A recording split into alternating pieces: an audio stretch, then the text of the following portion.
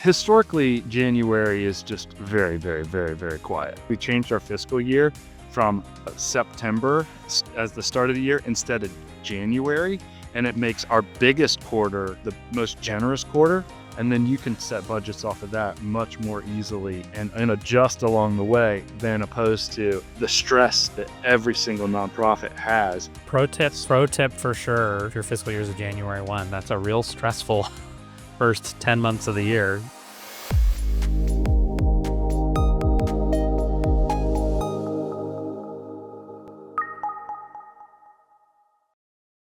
Chris Free, welcome to the Sustainable Giving Podcast. Thanks, Dave. Happy to be here. Thanks for having me.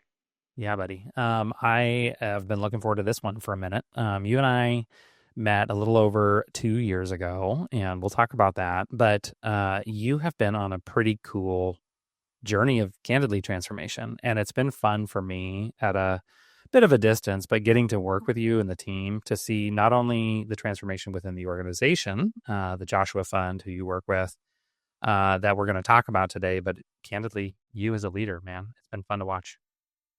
Yeah, it's been such a blessing, man. It's a beautiful ride, and it's important work. So I'm happy to be a part of it. But thank you.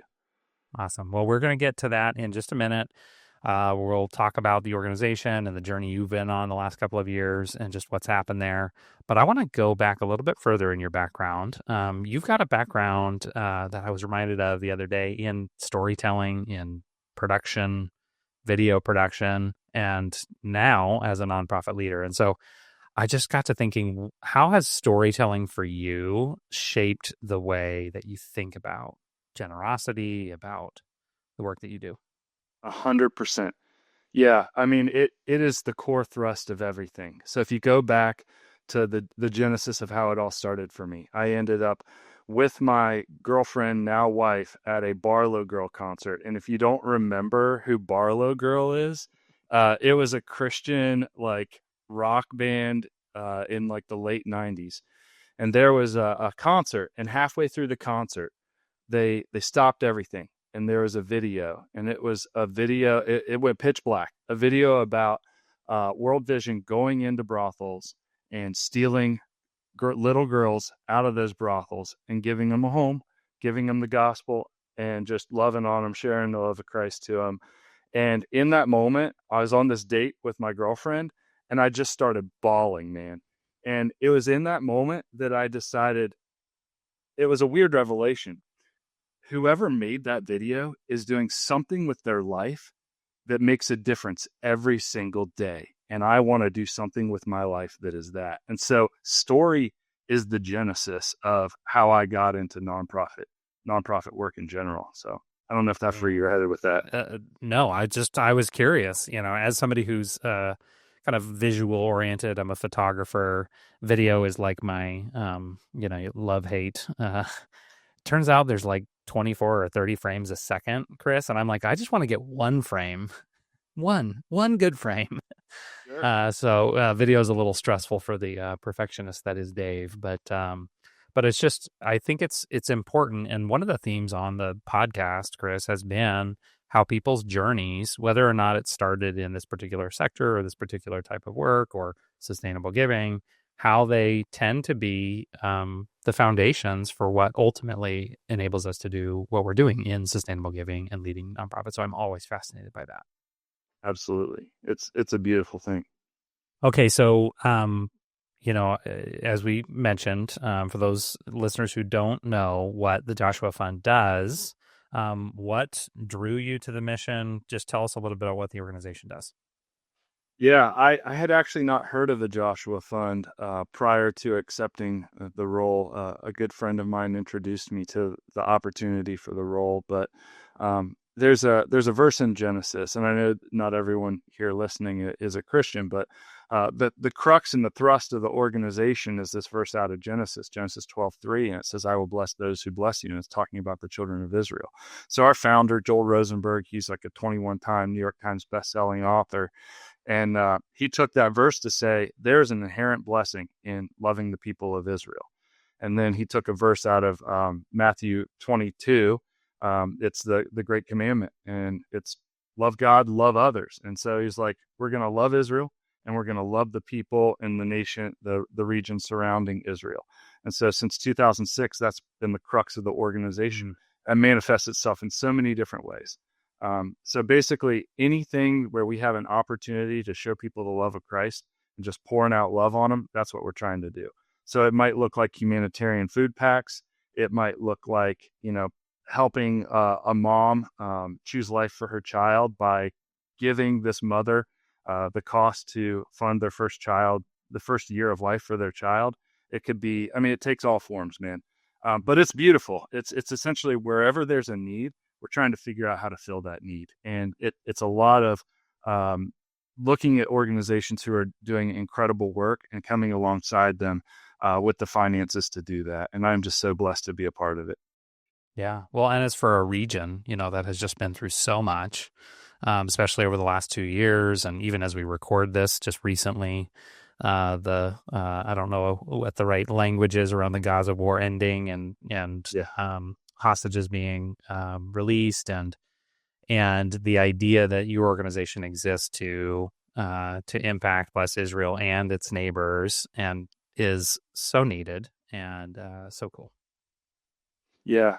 And it's Um, one of those things that, like, specifically since, 2003, end of 2003, it has been at the forefront of just the global psyche, and it's an area that has been at war for thousands and thousands of years, and so the need has been there for a very long time, yeah.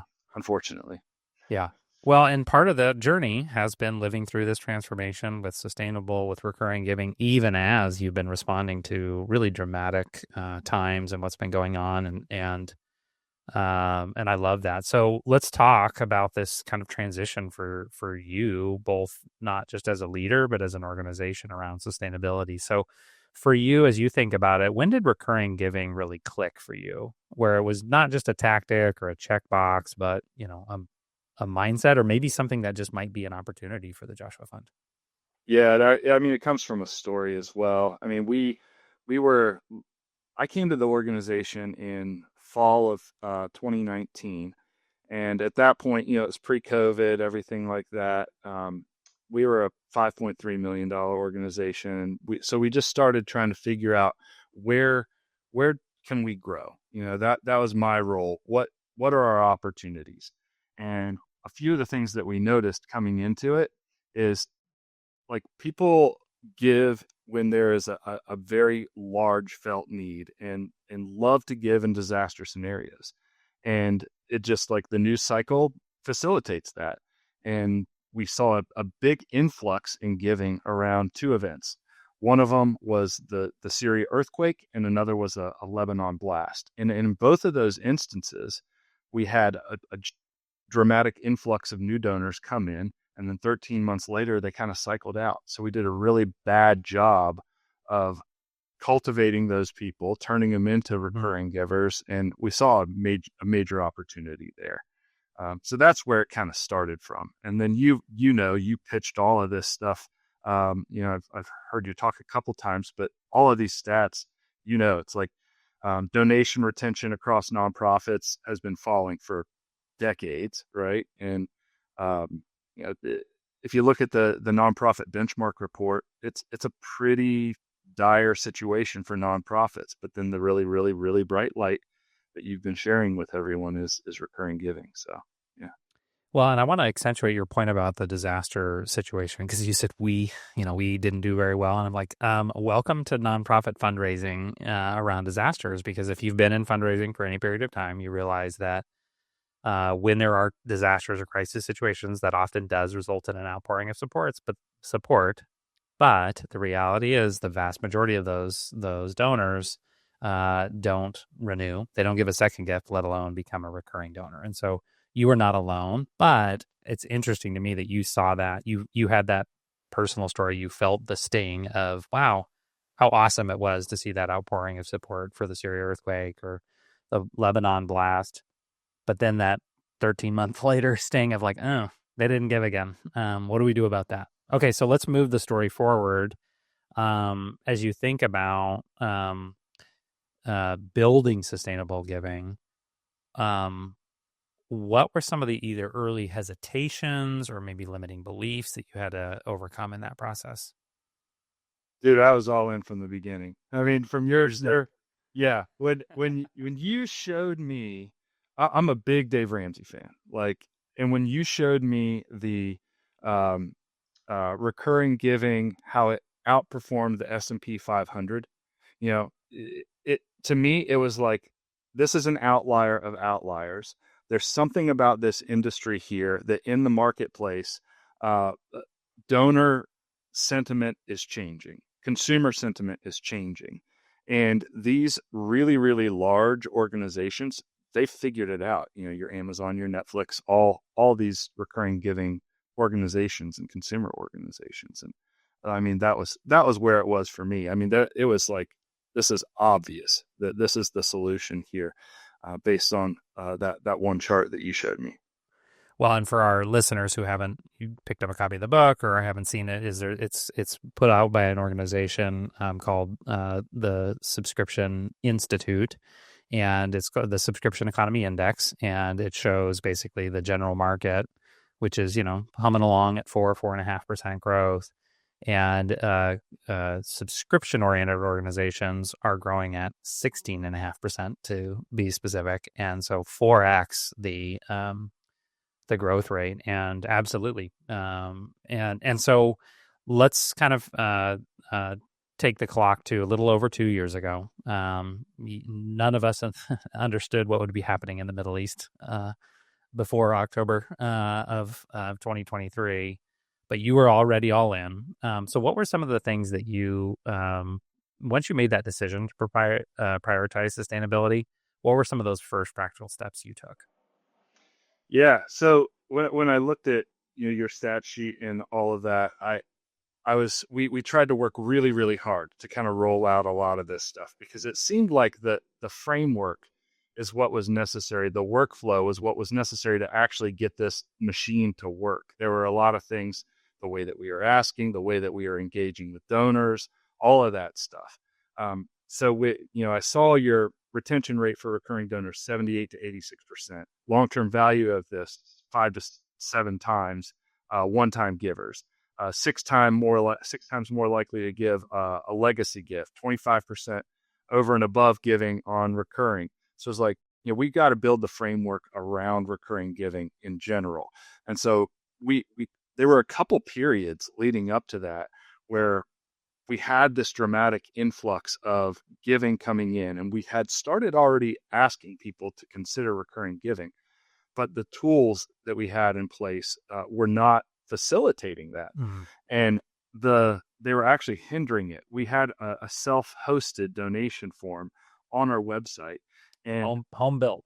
home built, yeah. Okay. And so as we had this dramatic influx of donors coming in after October 7th, we the growth factor was really really large, and the number of gifts was really really large, and it took that inflection point for us to see this thing is broken.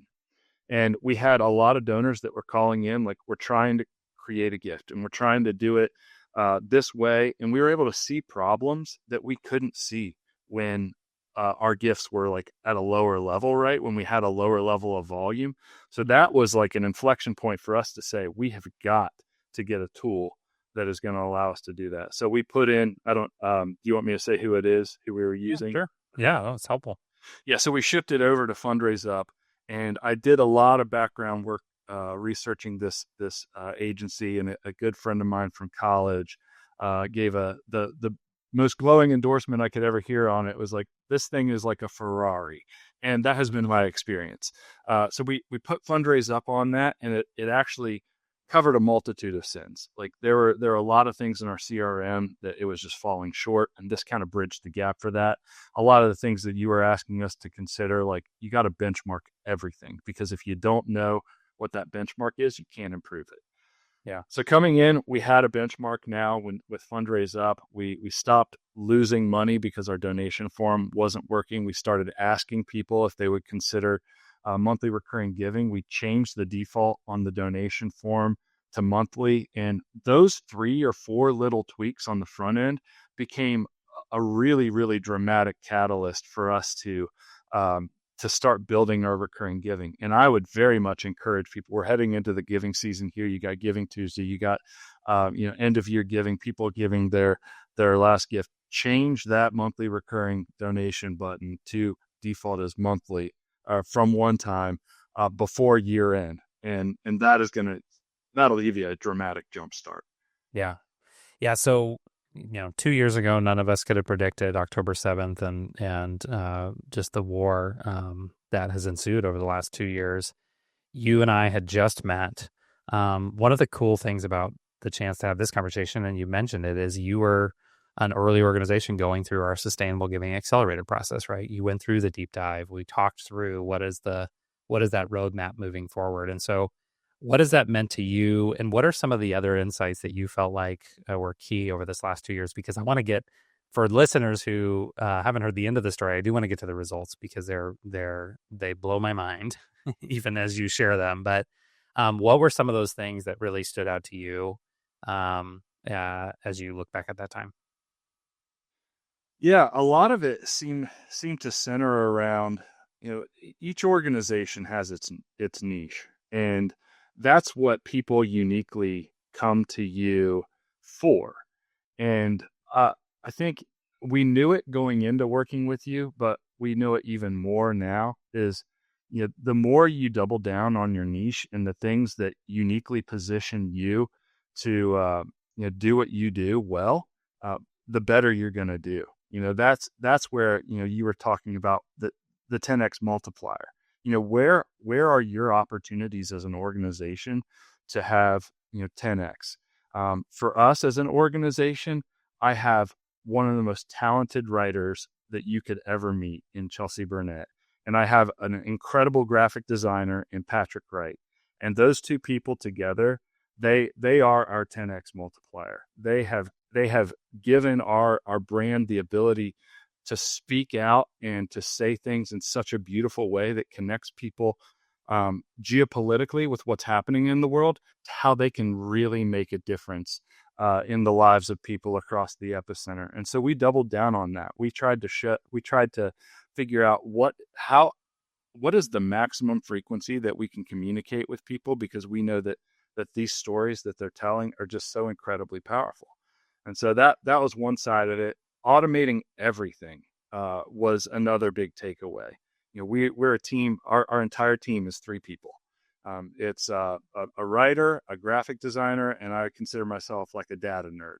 And based on all of that, we're kind of like tweaking and moving things around and trying to figure out that. So the automation process, the ability for us to take a lot of these steps and pull out, human bias, pull out the need for us to, do a mundane task over and over and over again.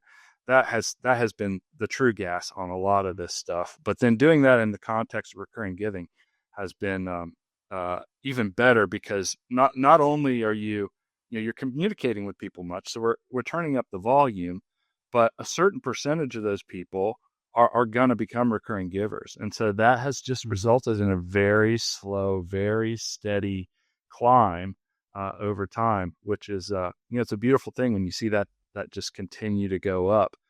When even the one-time giving, that's more like the, up and down over and over and over Yeah. again. Well, and one of the things I love about just watching you all over the last couple of years, and you hinted at it in that first set of insights, Chris, and that is really every organization has what I call natural resources. And the question is not, oh, gee, I wish it's so, let me say it this way. It's so tempting as an organizational leader, especially as a fundraiser, to look at another charity and say, well, but I don't have a celebrity founder, or I don't have a, massive online audience, or I don't have whatever it is you don't have. But what often happens, and I see this in organizations, is they're missing the opportunities that are right in front of them. It's like, what are those natural resources? In your case, multiple natural resources. Number one, the fact that you are responsive and you are actually responding to disasters and really difficult situations. Resource number two, you have a small but mighty team, that you have really curated and leaned into. I've had a chance to meet the whole team, and and be a part of that investment. And so you've got a great team. You do have a founder that has an outsized influence, right? And so what I want our listeners to take away from this is not, I got to go get those things, but to say, no, actually think about your own organization. What are those things that other people might say? Maybe you're not taking advantage of them, but like, man, I wish I had, you know, boots on the ground, in this particular area, or, connections, Yeah. in local community or government, right? Well, what are those natural resources for you that you can leverage? 100%. And yeah, I would be remiss if I didn't say that our founder is just an absolute media genius. I mean, you write 21 New York Times best-selling books. You kind of know what you're doing.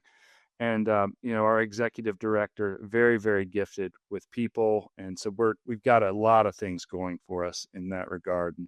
And we've got one of the things that has actually been very, very helpful is our podcast. And so for organizations who don't maybe have that ethos, that gravitas, that natural magnet to their organization, the podcast has been an incredible resource to just always be in front of people, talking to them, sharing something with them. And that has been largely our value add that we can provide to every single one of our donors every time. So every single email has been nothing but value add at the front end of it.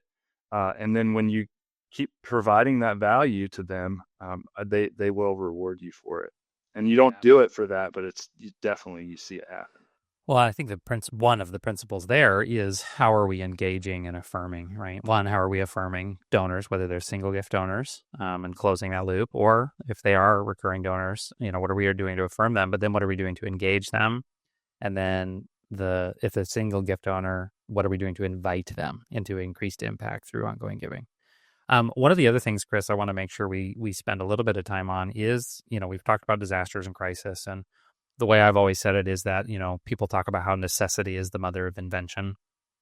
And I believe that. But I think if necessity is the mother of invention, Chris, then crisis is the mother of innovation.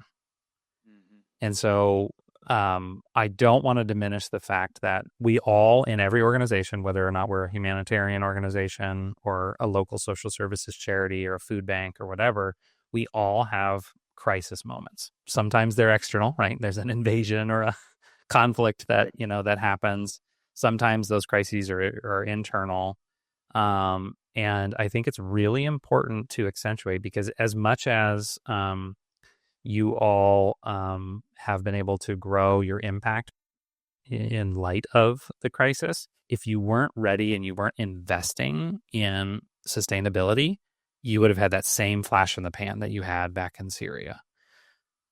And so, one, as you think about that, like, what has been the transformation for you? How does it feel today to know, okay, we are coming to the end of a conflict. Hopefully we will have lasting peace in this case, but as a fundraiser, that also can be the end of the increased, fundraising. But to know that you've built this sustainable funding source, what does that mean to you? What does that feel like to you?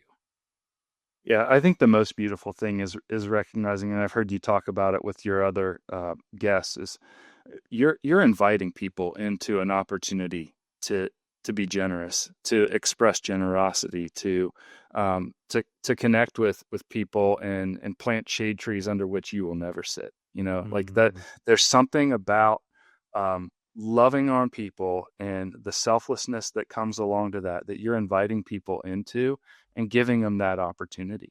And you positioned this to us in such a beautiful way when you did it, talking about standing with Israel and her neighbors now and for the long haul. And there is, when you ask someone to do that, when you ask them to consider standing with you for the long haul, you're asking them to make an identity choice. You're asking them to say, am I the kind of person who's going to stand with people and be there through the good and the bad? And I believe, I don't know this for a fact, but I believe that there's an existential choice that happens in that moment. And so allowing people to enter in and make that decision, like, is this something that I am willing to stand for? And like for me, as a Christian, this is something I'm willing to live my life for. And so I'm going to say yes, this is something that I'm willing to stand with for the long haul. And so I think that's a beautiful thing. The ability for us to frame it in that way, so that people can really understand the full scope of what they're committing to and the full scope of the impact that they're making by doing that for a lifetime. Are you tired of living appeal to appeal, chasing one-time gifts? Or are you looking for ways to make your mission more sustainable? I want to introduce you to the Sustainable Giving Accelerator, which is our flagship program to grow recurring giving. Over just the past 3 years, we've collectively raised an additional $41 million in sustainable recurring giving, and this is just the beginning. Our accelerator is the proven process that we built to help you create predictable monthly revenue, free your team from constant fundraising, firefighting, and focus on the work you are made to do. We found this level of programming is best suited for organizations that are ready for scale and are willing to work to see significant growth. Through our accelerator program, we're going to help you identify hidden recurring revenue within your donor base, spot the biggest opportunities for growth, and map and execute your next moves to grow monthly giving. So if you have at least 1,000 sustaining donors and are ready to grow, or you're just ready to invest and want to scale sustainable impact, let's talk. You can apply for a free 30-minute strategy call at sustainablegiving.org/contact. Limited spots are available each month, so don't wait. Start building your sustainable giving future today. Again, that is going to sustainablegiving.org/contact to get started. I think of the moments that we can help to create in the lives of the people that might support or do support the work of the causes that we're involved with, and I think that there can be some powerful moments that we can create and curate that will last for decades. I loved your comment about even just on the fundraising side, that you're planting trees, that shade trees that you may not sit under, right? But I think for donors and inspiring generosity, I think about those moments that we can create for those donors that do make that identity and belonging decision to say, like, I am a part of this and I do want to stand with this cause for the long term. That's beautiful.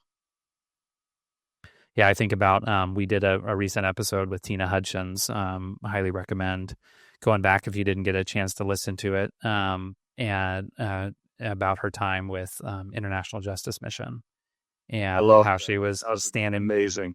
Yeah, it's such an incredible. And the funny thing, she didn't know at the time, we didn't know each other when this moment happened almost a decade ago. But my wife was literally sitting in the audience, in which she was standing backstage thinking, "Oh, I hope this fundraising thing works," And sure enough, it actually transformed my wife, and it's transformed our family. We've now given to IJM for 10 years every month because of a really powerful identity moment. And whether that's a live event or a great opening, engagement piece of copy by Chelsea, that is so powerful. And I honestly, so gratifying too, that we can be a part of that in donors' lives. Well, that's my story too. Like being at that World Vision event in the beginning. I mean, that was maybe 20 years ago. And in that moment, my wife and I both individually decided that we were going to sponsor a child. And that's been 20 years that we've been giving to that organization. And then I started running with Team World Vision and raised over $100,000 for World Vision.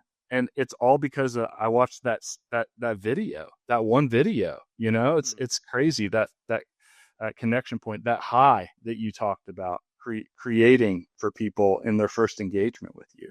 Yeah.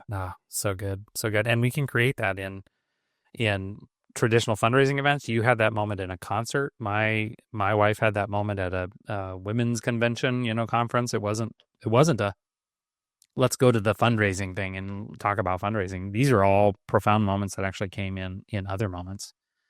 Chris, actually, as an aside, My kids and I just went to the Savannah Bananas baseball Oh game. yeah. Uno, do you know who this I sucker want to is, go man? so bad. I want to go so bad. If you know a guy that can get I tickets, wish I knew a guy. I'm working on trying to get the yellow tux guy, Jesse, to be my friend. Maybe he'll come on. So but if you're listening to this and you have not heard of the Savannah Bananas, if you have, you're yelling at your, phone right now saying, of course, the Savannah Bananas, everybody knows them, but it turns out not everybody does. But we went to two. We're based in Seattle, and we went to one of two completely sold out in Mariners, T-Mobile Park, 47,000 fans a night, packed out. The Bananas have a wait list for tickets right now of 3.6 million people. And so the reason I bring it up though, Chris, is the power of moments. Okay. Not only if you actually, go YouTube Savannah Bananas, and you're welcome, by the way, but they create a powerful experience. But Chris, right in the middle of the game, and I don't want to ruin this for you, but can I tell you what they did do it. in the middle of the game? Do it. So Jesse and his wife, the founders of the organization, started a charity. And they founded a charity called Bananas Foster. They're really good with puns, That's hilarious. because they have a heart for people who are involved with foster care and foster families. So they have an entire charity that cares for foster families. Beautiful, beautiful organization. The fourth inning, and I'm going to try not to cry on the podcast, Chris, but fourth inning, Lindsay, the owner's wife, the founder's wife, comes up and she talks about the power of foster care and how Bananas Foster exists to create moments for foster families. And every game, Chris, the people in the state or in the region where their game is, they can nominate foster families to be honored. So they introduced the Anderson family, told their backstory. They had, cared for 20 plus kids over their foster parenting journey and adopted several of them. And so they, at the end of this little 30-second, 40-second, really heartfelt piece, bring the family out. And you'd see this at a baseball game. Oh, we're going to honor the firefighters or whatever, the military personnel. But Chris, literally, they bring this family out, and the entire 47,000 fans are cheering for this family. Both benches of players clear, center of the field, like embracing this family, hugging them. Had a moment, on the center stage, and it's just so profound. And oh, by the way, as a marketer, there's a not a QR code, a short code, streaming through the stadium, like give to support foster care to 20222 or whatever. Yeah. And I was sitting there thinking, number one, we were there for the entertainment, we were there for the fun, we were having the time of our life. But I'm like, I've never cried at a baseball game, Chris. And yet, the power of moments, right? You mentioned World Vision, and there's a deeper part of your story, and that is, as you kind of hinted at there, you are a runner, an endurance runner. And so I want to, as we kind of come towards the end of our conversation, I want to talk about that, your personal passion for running and how that has led to organizational sustainability. So you've been involved with World Vision, as I understand it, Team World Vision. In fact, running for clean water, right? Mm-hmm. Yeah. Yeah. Yeah. So I got involved in that right before I qualified for the Boston Marathon, and I was looking for a way to take that moment in my life. That it was a pinnacle moment in my life.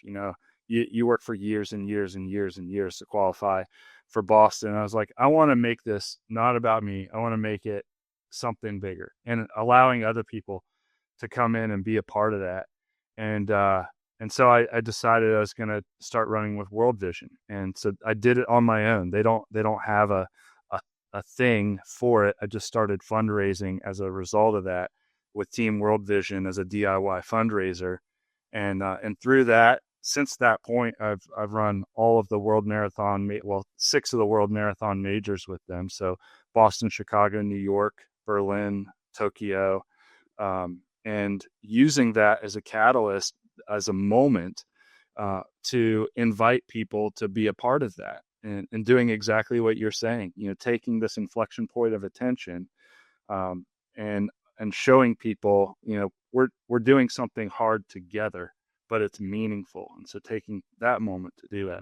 I'm a crazy runner. Like I go crazy if I'm not doing it. And so it's just a way to take something that would otherwise easily be considered a selfish endeavor, and make that, uh, allow other people to be a part of that journey with you. And so that's kind of where it came from in that genesis. And through that, I've been able to meet Olympians, and, hang out with some of the most brilliant people in the world, who are running the fundraising programs over at World Vision, and learning from them, just texting with them like, hey, I got this idea. What do you think about it? They're like, yeah, but look out for this. Or, we tried that. It doesn't work very well. Or, like, have you thought about this? And I'll tell you what, make those friends because they figured out how to do things at scale, right? And that's one of the things that I've learned in working with you, is that there are games that some of these larger organizations can play that the smaller organizations just can't play. And so when you get to scale, that that helps so much to be able to, you can actually do A/B tests and not worry about, is this going to work, and are you going to be able to pay the bills? And so those are some of the things that have actually been really beneficial. And I'm grateful to every organization I've worked for professionally. As I've been doing that, it's kind of always this weird thing. Well, like, he's raising money for this, but he's also a professional fundraiser over here. So praise God for the board of directors and all our executive directors and stuff like that. So Yeah. Well, we're going to come back to running, but you mentioned scale, because scale is also one of the natural resources, and some organizations don't have it, and don't feel bad because there's other things that you do have. But just talk about some of the, as you're comfortable, what are some of the kind of the metrics and results that you've seen in this couple year journey since going through the accelerator and really focusing in on sustainable giving? Dave, I hope this brings you 1,000 new clients, because I looked at this. I looked at this beforehand, because you had us benchmark everything. Like I went back to September 7th of 2023. How crazy is that? 1 month before October 7th happened, we sent those benchmarks over to you, Oh my God. and those benchmarks, um, in that report, let's see here. Our total annual revenue at that moment was 7.2 million over the last 12 months rolling up to that point. Mm-hmm. Um, and in our last fiscal year, we did 18.6 million. So a 2.5x increase. Number of individual donors we had over 18 months. So this was a generous Mm-hmm. qualifying of donors, was 7,528. And over the last 13 months, which is how our CRM calculates current donors, that was 14,252 donors. So about 2x new donors coming in. For recurring givers, we went from 1,885 recurring givers to now 3,944 recurring givers over a 2-year period. And now we are in the top 2% of all nonprofits by revenue, and had the best 2 fiscal years in the history of the organization. It is an organization that was founded in 2006. And we've just had the best 2 years by revenue since we started working with you, Dave Raley. Hire the guy now. No, this is there is I'm not paid. Chris is not paid. No, that is incredible, and I want to accentuate the fact that you leaned into your natural resources. You drove. You acted from who you are. One, I love the fact that I asked about your hesitations. You were like none, because as I have gotten to know you, and I know there are listeners listening to this call right now, that they have no hesitation. They're like, as the moment I see an opportunity, I go and grab it. Not everybody, Chris, by the way, is wired that way. Not me, right? I'm going to spend 6 months thinking about it and, considering which, what's the right approach or whatever. And so I think there's an absolute lesson there. I don't think anybody could have predicted the timing of what would be happening. But the fact that you had made those decisions to invest before anybody knew that there would be a crisis or a disaster, I think that is absolutely critical because, again, we don't know when those are going to happen. And so it's like, speaking of planting trees, right? When's the second best time to plant a tree? First best time is 20 years ago, and then second best time is now. And so I do think it's so critical to say, what does it look like to invest in building an ecosystem of sustainability? The last metric that you mentioned to me offline, if you're up for it, is the percentage of revenue, because many charities that are in your type of work that don't do sponsorship, they don't do membership, the average charity, actually, in fact, I think I saw it from some of the numbers you and I were trading back and forth, was something in the order of, was it 14, 15% of revenue is coming? Of organizations over 10 million. So that's an important qualifier. So these are really, really, really large organizations. Only 14% of their revenue is like predictable. The rest of it is like you got to go out and get it every single year. And it's not that like, it's a metronome. Recurring giving is a metronome. You have to cultivate it. You have to love those people well. But yeah, 14% was for organizations over 10 million, which we were across that threshold, and that's kind of the largest strata that this study cuts out. Um, I think now I looked at it from digital recurring revenue, which is the only way that I easily can slice this stuff up. Our CRM is a little clunky, and it doesn't allow us to easily get that in a dashboard format. And so I took your encouragement to say, use the best data that you have and then set your benchmarks off of that.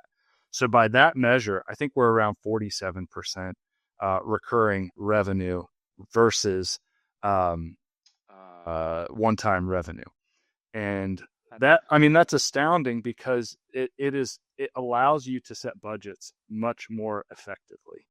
Um, yeah, because you don't have to worry about. And another thing that we did around that time that was, it doesn't really have anything to do with recurring giving, but it helps so much about budgets. Is we changed our fiscal year from September as the start of the year instead of January, and it makes our biggest quarter, the most Yeah. generous quarter, and then you can set budgets off of that much more easily and adjust along the way than opposed to the stress that every single nonprofit has by saying like, I don't know if we're going to make budget this year because Q4 we've got to have 40% of our revenue coming in Q4. Yeah. So Pro tip, yes. pro tip for sure to, if your fiscal year is a January 1, that's a real stressful Mhm. first 10 months of the year, if you're like most fundraising organizations. So that's great as well. Okay, so you mentioned this, 47%, by the way, is incredible for an organization like yours, your size and your dimension. That is a top tier organization, which is just incredible. How does that transform January 1st for you? Yeah, historically, January is just very, very, very, very quiet. Very quiet. Mm-hmm. Like, it's so funny. We always set our goal for January to have the same average revenue as every other month outside of December, and we never hit January. It's like we can't learn our lesson on January, um, in large part. I should have asked the question, how does that transform September 1st for you? Because normally it's Yeah. January 1st is the like, great reset on the Mhm. fundraising perspective. But like, how does having that for that 47%, knowing that you're walking into the year with pretty much 47% of your revenue booked and being able to plan with Yeah. that reality? Yeah, it's just way more predictable. There's a rhythm to it. That their generosity turns into a rhythm of their life. They're logged in. They're a part of this. They're invested, and it lets people lock arms with the mission month after month. And it's like it's a heartbeat that just pumps steadily into the organization. That's like, okay, we can take risks as an organization because the people know they're gonna, the baseline things that you have to do, those are covered. Your expenses are going to be covered. We can be more generous and lean into more generosity because we know that we have a baseline there. And it's a lot less nervousness. And everyone's experienced it. Like if you think that your job's at risk or your kid's sick or something like that, some kind of catastrophe surrounds this, and there's a tension that comes with that. That anxiety comes with that, and you don't react in the same way. But when you have 47% of your revenue that you're pretty certain it's going to be there, you can lean forward into it as opposed to feeling like you got to be in like this contract mechanism and like try to cut and slice and dice and make sure that the budget's going to fit. It just gives you the ability to lean in more. Yeah. Oh, that's incredible. And I'm so excited to get to shine a spotlight on that, on your journey, because I think there's so many lessons that leaders can take away. I'm so grateful for you and your trust in going through this whole accelerator process as a piece of that journey. I'm under no illusions that, that's all that it took to accomplish what you've been able to accomplish. But it really takes that being ready and investing. And I love the fact that you saw that and you had that immediate reaction, like, nope, this makes sense. Let's do this. Yeah, well, and I'll give people a little peek behind the curtain here too. One of the most helpful things that we received from you in this endeavor was a prioritized list of this is where you start. And like there may have been 50 things on that list, and it was overwhelming. I was like, how are the three of I us believe the gonna full list was quite long. yeah, how are the three of us gonna ever tackle this? But you prioritized it and you made it digestible. And so it's like, okay, let's start at the top and just start ticking them off. And we're not even down like the list yet, and we're still trying to tick them off over time. But it You're in the is, race. You're yeah. running the marathon. I don't know what mile you're on, but you're running that marathon. Oh yeah, and so thank you for that. That prioritized checklist of this is how you get it done. It's not just philosophy. It's not just saying like, here is what the data says. It's actually saying, okay, this is the actionable steps in order to achieve the task that you have before you. So thank you for that. As a person who is a doer, I really really appreciate that. Yeah, well, you're welcome, and glad to be on that journey with you all. So, let's step back. I know as we kind of round out our time and reflect a little bit. I have been thinking a lot about running. I've run one marathon in my life, so I've Good for experienced you, that, man. and I'm You're the thinking about. you're the 1%. You're the top 1%. Oh, thank you. No, it was such a fun journey. We'll have to talk about offline how I barely missed the Boston time. Oh. But you can relate. You can relate. But I also think about what it's like. Not only the parallels between running marathons and sustainable giving, right? The journey, the pacing, right? The fact that there actually were probably a little more than 50 items on that list. And the thing I said to every client that we put through the accelerator is this is a multi-year list. Like this is not a let's get this done next month list. However, to your point, let's prioritize. Like let's take action. And so as you think about kind of the parallels between running marathons and sustainable giving, what is it when you hit the wall as a leader, right? That is such a common phenomenon in running. Like what is it that helps you push through? It's consistency. I mean, that's the greatest parallel that you can say. The discipline of consistency. It's like if you find rhythms that work for you, keep doing those things over and over and over again and keep stacking wins because like they're all building blocks on top of each other. And in a training block, it's hard, it's easy. It's hard, it's easy. It's hard, it's easy. It's hard, it's easy. It's hard, it's easy. But then over time you look at where you were and then where you ended up and you're like, huh, that's interesting. All I did was do the thing, and then all of a sudden this thing actually works. So I mean, I would just encourage people to keep stacking the blocks, like keep going after it, keep plugging away at the list, keep building that recurring donor file, because you're going to look at where you were, $5.3 million when I started at the organization in 2019 to 18.6 last year. And then look at the number of lives changed as a result of that. Look at the number of lives changed. How many people had rockets going on over top of their heads for the last 2 years that we were able to give them a cup of cold water? Praise God for that. And you had a huge part of that, man. So thank you. Well, that's a good note to end the episode on. But I have one more question for you. As you have leaders, we all go through times of uncertainty. We go through times of discouragement or feeling stretched, especially. And you and I talked 2 years ago after October 7th. Like, this is a season that you're going to look back on, and in the moment, it's not fun. But as I've thought about on my career, the moments that I'm most proud of is when we had those crisis moments and we had to respond and innovate. So, what would you say to a leader who's feeling that, to give them hope, really, about the future of generosity? Yeah. Data over ego. When I was in film school, there was this, and this is crude. There was this saying, it's got to be willing to kill your babies. And what they meant was, on the editing floor, there are always pieces of the movie, things that you put your life into, that you're like, it becomes part of your identity. Like you're building, I've got my degree in producing for film and television. So I made a lot of movies over my life.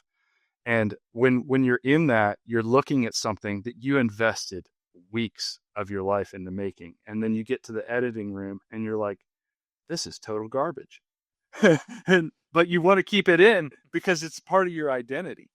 But if you can step back and you can look at that objectively, you can look at the data that's telling you what you're doing is not working, and get out of it and say, like, look at that data and say, what is working?